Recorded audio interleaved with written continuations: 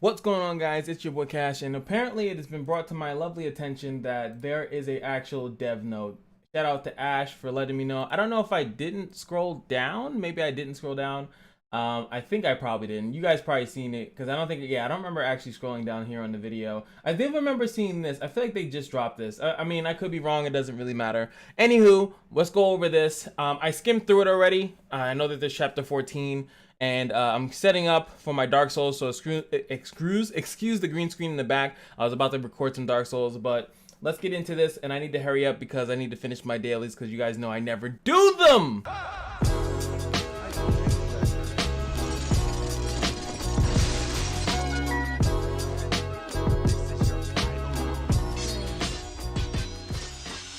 Alright guys, so just a heads up, before we get into it, I just want you to know that it's 100% MFO. There's some things that I do like that I saw in here, and there's some things that I don't. So I just want to be upfront with you guys that it's not going to be like a super, oh my god, as my phone jiggles, oh my god, kind of video, so just be prepared for that. Alright, so first off, the Korean launch first anniversary. So this has nothing to do, I don't actually know if Dorka and all of them were on the Korean server.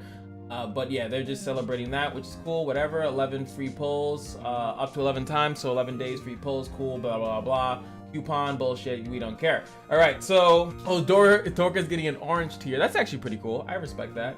I wonder if you can actually do the Christmas skins, the little Christmas skins. Can you dye them? That'd be pretty cool. Anyway, so we're going to chapter 14 now.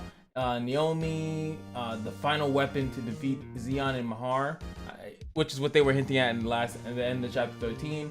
So blah blah blah blah blah. We'll see how that goes. We'll see how hard that is. I don't think that they mentioned actually a reward for 14. So the reward for 13 was getting Zeon, and it doesn't seem like there's a reward for 14, or at least I didn't see them mention it. Maybe I have to reread it. Now they're also talking about Eternal Bond, the new content and from which you can obtain fated heroes will be added. Eternal Bond is a system that you can choose a hero from the list, form a bond and log in for a certain period to obtain the hero you have chosen. Form a bond and visit Exos heroes every day to get a attendance reward every 5 days, as well as the hero you have chosen.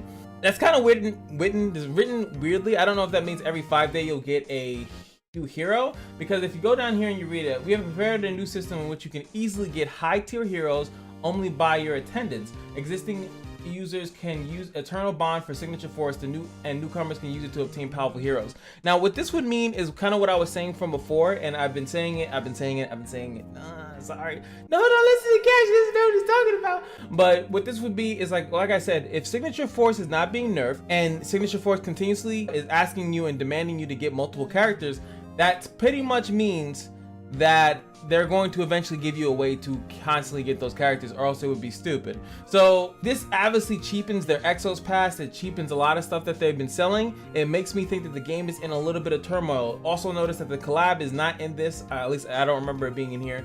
So they're probably maybe expediting one thing in terms of actually dropping the collab.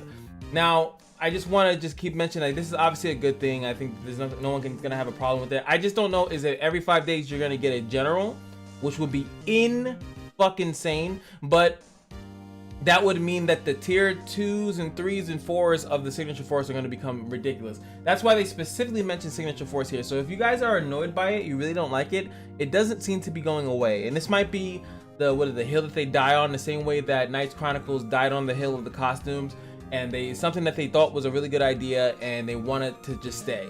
So I don't, like I said, I'm kind of on the fence of signature force. It's okay, but again, they're making it more accessible to everybody. So everyone's gonna have everyone's gonna have every single signature force activated within the end of the month once this gets into the game. So all signature forces will be activated, and then they will be progressively getting worse. And remember their stats. I do want to see more of the, if there's 2 or 3 characters or 4 characters, and they get a attack or defense buff. I do like that. I do think that that's cool because it's gonna force certain comps. But we'll see exactly how that goes, where it's more accessible to other people. I like stuff like that, but maybe this is the time I can see it visually with my own eyes and see how crazy is it when everyone has what they want.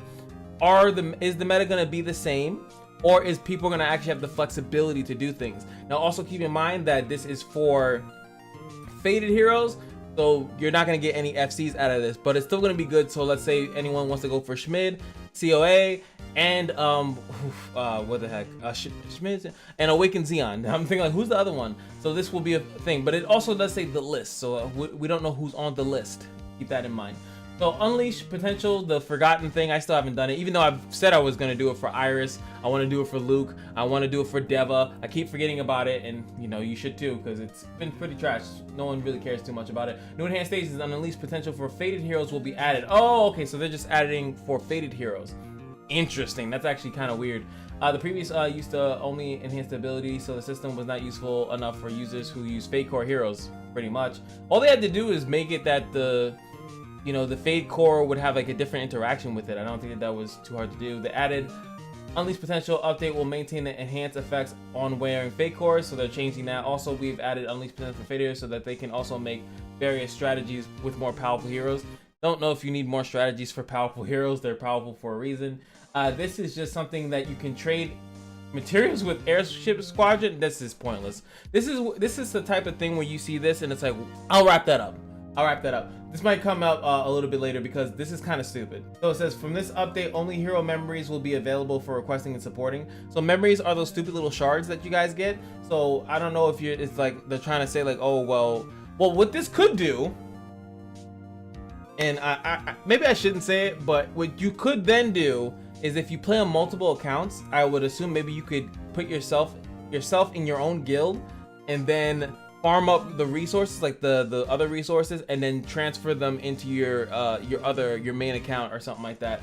I think you could do that. I think that would be a cool thing to do for people. I mean, yes, you can then have people funnel you shit like you're a king or something and then give you Dorka shards or something, but I highly doubt that that's going to be a thing, especially if they don't let it go for Fated Heroes or the Generals or something like that. We'll see how this plays out, but all in all, it's just weird that they're fixing this when Airship Squadron or Guild Battles just needs way more work. So yeah, like I said, this content has been developed in need of improving the function of the Air Squadron. The Air Squadron members can request or support certain hero memories, certain ones. So we are also considering on adding some advantages on supporting other members or updating other items. Just fix the battle. That's all you really need to fix. Like, if that is the baseline of being in the guild. Like, if that's not good, then no one else gives a fuck. Improvements on PvP content. We have confirmed that playtime has been unnecessarily lengthened due to a specific combination of heroes. Lengthened? How? Most matches I think are pretty quick, honestly, in PvP. Maybe someone up that's higher up can vouch for me, but I've seen even Dreadnought is very high in PvP. All the matches are pretty quick. Such as Ebensteiner or the airship. The airship battle is technically longer, but that's how you guys have it fucking designed. Maybe not have it that you fight 3 people, or maybe have it like other games, which I think is a more popular thing, which is you fight multiple people, gain points. Pretty basic system, but it works. From now on, all heroes will receive damage proportional to each hero's max HP after playing certain turns. They will receive damage. Okay, damage. Okay, so this is what they should have added in. I feel like in the beginning that now that you can't stall pretty much. This penalty damage will be applied directly to each hero, ignoring invincibility, immunity, and barriers. So that kind of sucks if you're going like a cheesy Leppin strat. You keep reviving damage immunity, that they're just gonna die, I guess, anyway. Also, we have extended the time limit for each turn from 15 seconds to 20. Just take it the fuck out. There's no RTA in this fucking game. Like that's that's the shit that I'm talking about. That's why it looks weird when you see the Airship Squadron, and that's why it looks weird that you guys are putting a time limit on the thing. Why is there a time limit in PvP when it's not RTA? There's no other person making the decision. Just allow us to make our decision, because we got to check this buff, or you want to do this, what costume are you wearing, all this stuff. That's been a complaint from the beginning of the game, and yet still you have a time, but you extend it 5 seconds. This is why I feel like stop playing gachas, honestly, because it's always something that they don't want to give up. Always. It's so weird. It's so weird. It's so weird. So next one, a new Fate Core theme, blooming someday. A lot of people have predicted, or who was it? Someone said it, that they're probably gonna do something with Shell. So you got Shell, you have Chatty, you have I forgot this kid's name. Little kid they'll make him a gold, I swear to God. Legger in the back, I think Legger or something like that. This one I kind of can't see. I don't know who this picture is. I don't know if it's supposed to be a person. I can't tell what. I mean, it's obviously like somewhat upside down. This would be like I can't see it. Doesn't really matter. Called Growth. So it's gonna be some stuff, I guess, these characters, because they all look kiddish, and I guess they're gonna be older, they're gonna look older, so it's gonna be the change, the difference of, you know, the reverse world when they're younger, and I guess this one will be the kiddish ones looking older. Cool thing, but again, new fake cores can only go so far, you know, that as far as keeping people's interest. You have to still be actively playing the game to obtain these heroes for farming resources. So if you don't give people a reason to constantly keep playing, they are not going to obtain any of this, and it doesn't mean anything. For people that quit the game, they're not going to come back because you're dropping fake cores. That's not, they didn't quit because of the character quality, like, you know, the quality of the game, the fake cores, the skins, the animations are phenomenal. But the thing is that there's other little idbits that make the game like very annoying to play. Other lucky bots, we have prepared a small gift to users who visit the shop every day. This is something that I think is in Illusion Connect, and in a lot of games they give you a reason to go to the shop. It's something that's free, and it just gets you in the presence of their price thing. It's a microtransaction technique. See, visit the shop once a day to get a random gift such as ZEUZ, gold, a chance to purchase a special product. You probably only care about the ZEUZ and the special product, and no one really wants gold from the thing. Now this thing is nice, automatic daily quest. This thing is stupid, it's so annoying. Just give me, like I said, the outer world, again, is something that they need to fix. It's dead now. No one cares about walking around or something like that unless you have titans that are on the thing, and maybe like some type of art, not real-time action, but not real-time arena, but like some real-time team up with some people. Hey, imagine how much content it would be if me as a creator would have to gather people up to do something. I think that's why, like Sinoalis, their guild battles are all, you know, the guild members doing something at the same time, you know. But since the outer world isn't that, it's pretty dead. You don't really go into it. It's just like an unnecessary like loading that you have to do, going from the airship, then you have to go to the world, and then you have to go to there. Like, it's just put everything in the airship, honestly. And then they could have had you make the airship dope, you know, like not like the air squadron, but make your airship dope. That could have been a way better implementation of that. Dispatch report, we have added a new system in which you can easily check the completed dispatches such as dispatch report will appear on the airship world thing, just something to make it quicker, I guess. I don't know, don't really care. Emerging daily quests, just combining a couple difficulties. They're pretty much trying to elevate the game into like its middle stage, or like end stage. End stage if you think the game's dying, right? But middle stage, it's trying to go into the middle stage where a lot of the old stuff in the beginning needs to be condensed and not as relevant anymore, so they can move forward. A lot of games do this, it makes sense. Managed heroes is gonna get improved, cool stuff, alrighty. And then inventory getting improved, okay, alrighty. I don't feel like reading this.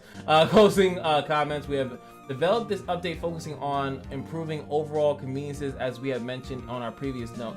We promise to improve Exos heroes always with extra care so that all the users may. This is where it's just like, bro, just listen to what people say. Like, I don't know why it's so difficult, and this is where I wanted to like kind of wrap up, is that I don't know why they don't just implement some changes that the community wants.